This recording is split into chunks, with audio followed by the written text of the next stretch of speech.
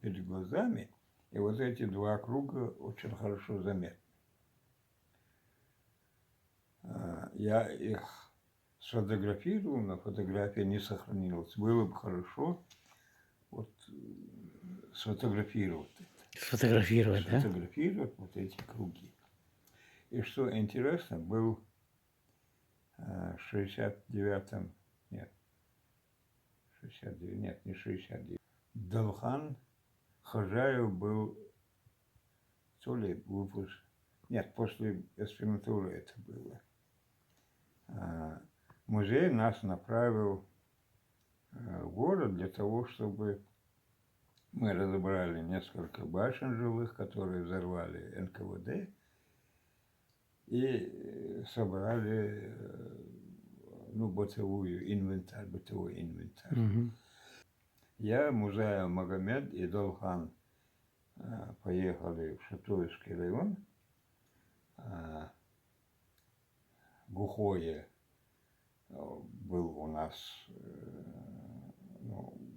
основной груз мы оставили в Гухое, а сами перевалили через хребет, где было много башен взорванных, собрались, разбирали камни, и там было, все было под камнями. Сейчас, наверное, все это разобрали и продали. Мгм. Тогда мы разобрали, описали, списки принесли в музей, а вот эта директриса сказала, что пошлет за ними уже людей, которые соберут этот материал, привезут, но ничего не сделала. Вот там этот Мейрбек,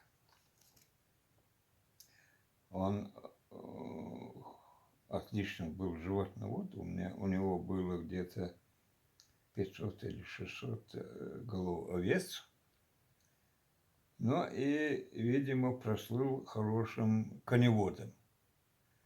Он каждые 2-3 года покупал коня и с этим конем участвовал на скачках.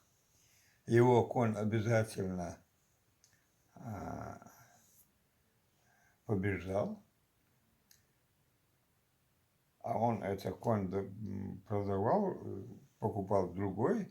Этот конь снова он подготовил так, что он побеждал на скачках. Интересно, что очень экономные к природным ресурсам горцы, Мгм. вот этот склон, где пасся конь сослый, сослана, Мгм. не косят. Не косят, Не да? косят. Это как запретный. М. До определенного периода до определенной высоты они косят, но там, где пасся конь, эту высоту не косят. А я, как любопытный мартышка, зацепился за этого Мельбека, остановился у него дома и начал выяснять, как, что, почему и так далее, и так далее. Тем паче, что мой отец тоже был очень большой любитель коней. Этот Мельбек под разными предлогами ходил на эту гору, где пасся конь Сослана, руками рвал траву, сушил его, делал из него косы, плел косы, жгуты, и эти жгуты тайно приносил домой и на крыше вывешивал. И коня, который он покупал и готовил для скачки, обязательно прибавлял Эти косы. сена Оттуда. из этого. И этот конь обычно делал коня более выносливым, он выигрывал. М. И это для Мальбека было чуть ли не одной из статей заработка. Я в университете, в сельхозинституте, где только с этими вопросами. Ну, анализ делайте, ради Бога, почвы, того, что самой травы, сфотографируйте. Ну, будьте людьми, просил, умолял. С 70-х лет это еще при советской власти, до сих пор. Ну, 5-6 лет уже этим не занимаюсь, но раньше я этим занимался. Но никто еще из физиков не поставил приборы для того, чтобы посмотреть, что такое башня. Что такое башня? Да, что такое башня? Обыкновенная, вот наша стрельница боевая. Вот я хотел, чтобы вы сказали несколько слов об этой наших сторожевых башнях. Кроме сигнальных функций, они же другие функции не башни. Я же тебе рассказывал, как, что там свечи Ага. не колышутся даже.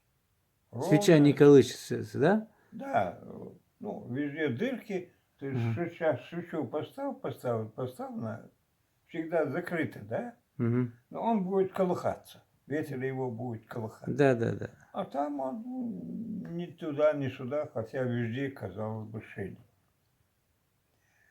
Там человек наполняется энергией. Я вот мечтаю, вот, хотя бы 1,5-2 часа там побывать, посидеть, каждый год хотя бы. Часа 2 посидеть в башне, нормальной старой башне. Во-вторых, вот эта высота 1700-1800 метров, она вообще благодатно сказывается на здоровье человека. Я бы наших детей каждый год хотя бы на 2 недели вывозил бы в горы, для того, чтобы они, ну,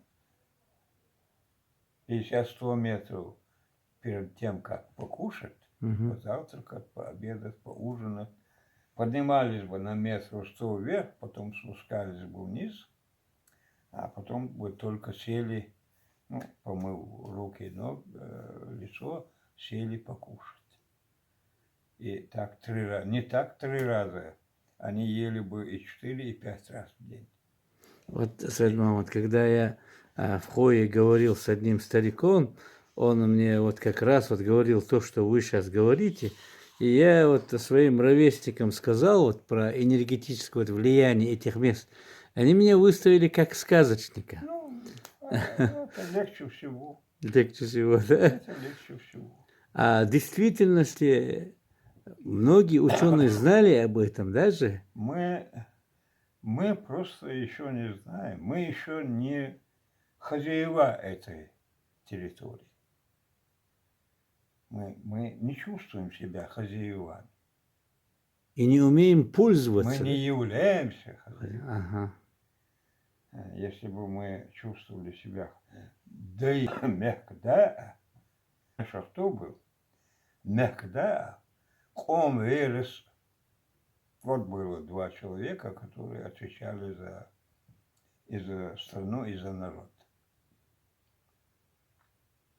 Это мы пустое сотрясение воздуха. Мы не знаем, не умеем, да и не желаем пользоваться дарами этой земли. Просто не желаем, да? Просто не желаем. Не желаем. Не желаем, да. Что там надо,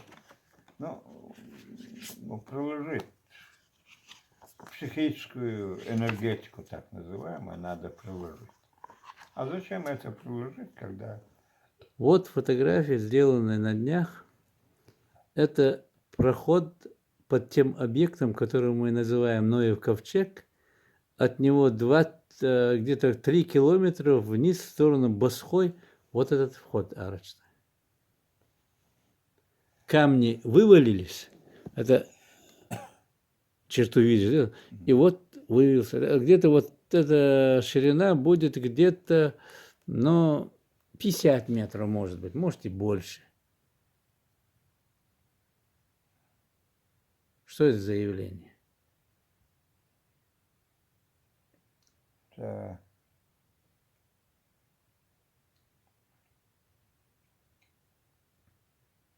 Нет, таинство. Недаром Кавказ именуется троном богов. Халхал. Халхал. Халхал. Троном богов Халхал. Трон богов. Он, еще греки его называли троном богов, а по-чеченски Халхал.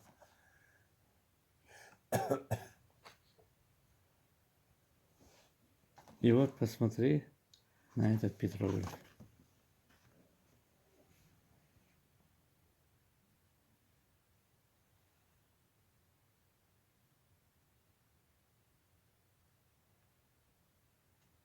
Да.